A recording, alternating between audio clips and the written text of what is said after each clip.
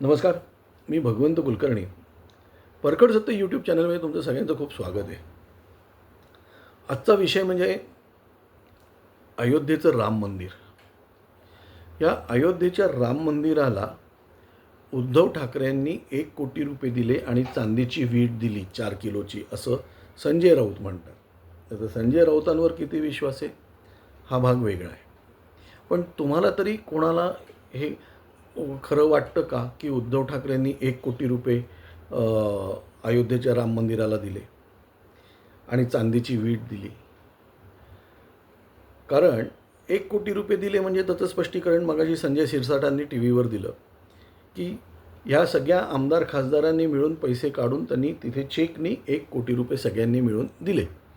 पण ते उद्धव ठाकरेंनी नाही दिले. वैयक्तिक उद्धव ठाकरेंनी माझ्या दृष्टीने छदाम पण दिला नसणार आहे.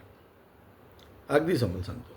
कारण उद्धव ठाकरेंनी कधी कोणाला काही दिलं आहे हे माझ्या तरी स्मरणात नाही, किंवा कुठे कोणाला आठवत असेल तर जरा कमेंटमध्ये टाका की उद्धव ठाकरेंनी कोणाला कधी काय दिलं आहे. उद्धव ठाकरेंनी कधीच कोणाला काही दिलं नाही. हे अगदी काय म्हणतात त्याला, उघडं सत्य आहे, ओपन सिक्रेट. तर म्हणून महाराष्ट्रात कोणाचा तरी विश्वास बसेल का की उद्धव ठाकरेंनी राम मंदिराला 1 कोटी रुपये दिले?